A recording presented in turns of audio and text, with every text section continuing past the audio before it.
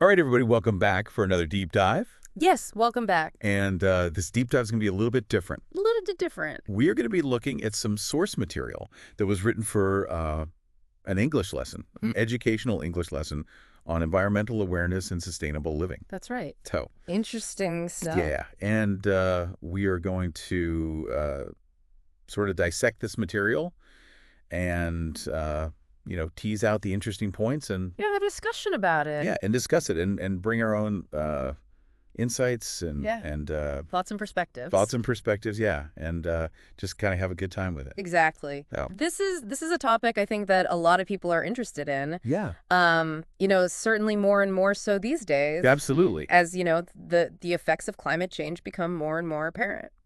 Yeah, and I think that a lot of times the information that's out there can be a little bit, Overwhelming. overwhelming. It can be a Right. little bit dry. Yeah, textbooky, right? Yeah, it can be very textbooky.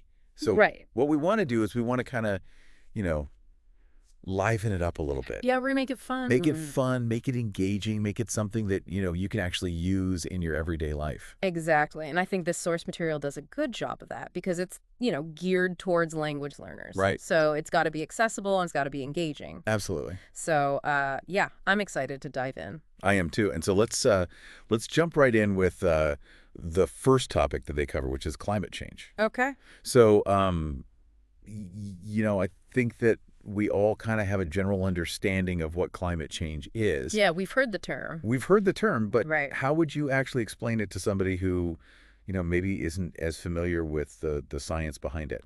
I think a good starting point is to understand that the Earth's climate is this really complex system Right. with all these different factors that kind of keep things in balance. Like a delicate balance. Exactly, a delicate balance. And for centuries, that balance has been, relatively stable.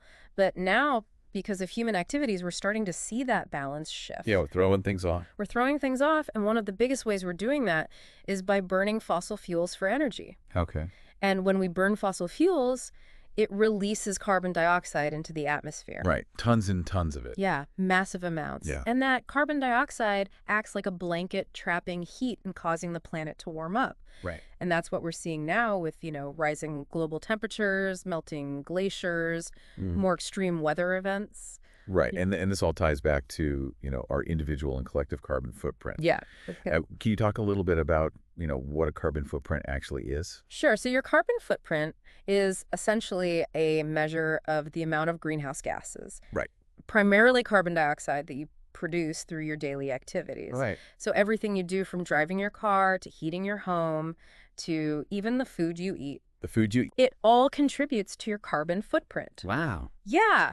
And, it can feel a little bit abstract, like how do you even measure that? Right. But there are actually some really cool online calculators that can help you estimate your carbon footprint.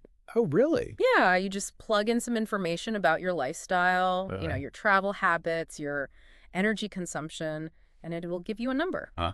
Wow. Okay. Yeah, and some of them will even give you personalized recommendations on how to reduce your impact. So you can actually see, how your choices are affecting the environment. Exactly. That's really interesting. And, it's not just about the number itself. It's about understanding the connection between your actions and the bigger picture, like how those everyday choices can actually contribute to climate change. Absolutely. So, yeah, it's a really valuable tool. Okay, cool. So that brings us to the next topic, which is, what can we do about it? Yeah. What are some of the eco-friendly alternatives Right. that we can incorporate into our lives? Great. So the source material mentions a few things like choosing public transportation over driving alone, Right. walking or biking whenever possible. Right. Those are great starting points. Right. But there's so much more we can do. Yeah, for sure. And I would love to dig a little deeper into that Yeah. because, I think that a lot of times we get stuck in this mindset of like, oh, well, I've got to make these huge drastic changes. Yeah. But really, it's about those small, everyday choices Absolutely. that can add up. It's all about the little things. Yeah. And, one area where we can make a big impact is transportation. Okay. So for those of us who can't completely ditch our cars, maybe we can explore carpooling Right. or switching to electric vehicles. Yeah, that's a good one. And, beyond our personal choices, we can also advocate for better public transportation infrastructure Right. in our communities because Right. that makes sustainable transportation more accessible for everyone. Absolutely. And it takes the pressure off of individuals to, be the only ones making the change. Right. So, yeah, that's a really good point. And another thing we can do is reduce our consumption Okay. in general. Right. Like before we buy something new, ask ourselves, do we really need it? Can we repair something we already have? Yeah. Or buy it secondhand. Exactly. Yeah. Buy it secondhand. Yeah. There are so many ways to reduce our impact on the planet. Absolutely. And that kind of ties back to that whole, reduce, reuse, recycle Yes. mantra that we've all heard. The 3 R's. The 3 R's, exactly. Yeah. So, let's talk about recycling for a minute. Okay. Because, the script mentions reusable shopping bags, Right. The classic. which is a great way to reduce waste. Yeah, definitely a good starting point. But I think that we can go beyond that. Yeah, for sure. What are some, more innovative or lesser known approaches to waste reduction? Well, one thing that's really interesting is the concept of zero waste. Zero waste. Yeah, it's basically this idea of trying to eliminate waste entirely. Wow. Yeah. So instead of just recycling or composting, Right. you're really thinking about how to avoid creating waste in the first place. So, how would you do that? Well, there are a lot of different ways you can do it, like Okay. using reusable containers for your food, Okay. shopping at bulk stores, Right. avoiding single-use plastics whenever possible, Yeah. and even composting your food scraps. Yeah. So it's really about changing your mindset and your habits. This whole lifestyle change. It is a lifestyle change. Yeah. But, it's something that more and more people are embracing. Right. And there are communities that are actually, implementing these zero waste initiatives. Yeah, exactly. Like there are cities and towns that are working towards becoming zero waste communities. Wow. Yeah. And they're doing things like setting up composting programs, Okay. encouraging businesses to reduce packaging, Right. and even creating systems for reusable containers. So it's a really holistic approach. It is very holistic. Yeah. That's really cool. Yeah. So another thing that I've heard about, but I don't know a whole lot about, is this idea of plastic credit systems. Oh, yeah. Can you explain that a little bit? Yeah, so it's kind of like carbon offsets, but for plastic. Okay. So essentially, companies can invest in projects that remove plastic waste from the environment Right. to offset their own plastic footprint. So they're basically paying to clean up plastic pollution. Exactly. Interesting. Yeah, and it's a way to incentivize responsible plastic management Right. and support cleanup efforts. Okay, so it's like a way to kind of balance out the bad with the good.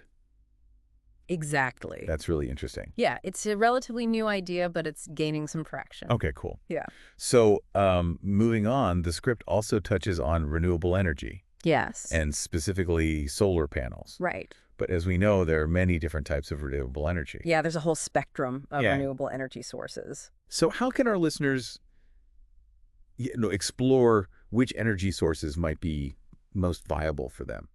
Well, it really depends on a number of factors, like Yeah. where you live, Right. the climate in your region, Okay. and your energy needs. Okay. So, for example, if you live in a sunny area, solar power might be a great option. Right. But if you live in a windy coastal region, wind power might be more efficient. Okay. And then there's geothermal energy, hydropower, biomass energy. Right. There are a lot of different options out there. So it's really about doing your research Exactly. and figuring out what works best for your particular situation. Yeah. And, there are a lot of resources available online Okay. to help you compare different renewable energy options. Yeah. Cool. Yeah. So I think it would be helpful to kind of recap Okay. some of the key vocabulary words that we've Yeah. talked about today. Sure. So we've got solar panels, Solar panels, reusable water bottle, reusable water bottle, and carbon footprint. carbon footprint. So let's say you're at a dinner party Okay. and somebody asks you about climate change. All right. How would you use these words in a conversation? Well, I might say something like, I've been trying to be more mindful of my carbon footprint lately. Okay. I've switched to a reusable water bottle, and I'm even thinking about getting solar panels installed. Oh, that's good. Yeah. Yeah, just casually drop it into the Yeah, conversation. think it sound natural. Yeah, Not it's- like you're, lecturing them. Right. Yeah, that's a good one. And, it's a great way to start a conversation about sustainability Right. and, maybe even inspire others to make some changes in their own lives. Absolutely. That's awesome. Yeah, So I think that we've covered a lot of ground today. we have. And, I hope that our listeners feel like they've learned something Yeah, me too. and that they feel empowered to, make a difference in their own way. Absolutely. So as we wrap up here, Okay. I'd like to leave our listeners with a final thought. Now that you have this information, what are you going to do with it? That's a great question. Yeah. It's one thing to learn about these issues, Right. but it's another thing to actually take action. To put it into practice. Exactly. Yeah. So how can you use this knowledge to become a more informed advocate for environmental awareness? Right. Maybe you can share what you've learned with your friends and family. Okay. Maybe you can support local initiatives, Yeah. or even contact your elected officials to advocate for change. Yeah. There are so many ways to make a difference. Absolutely. And every little bit helps. Exactly. Yeah. So yeah, go out there and be the change. Be the change. One reusable bag and one thoughtful conversation at a time. Love it. Yeah, Thanks for joining us for this deep dive. it was a pleasure. And we'll see you next time. See you later.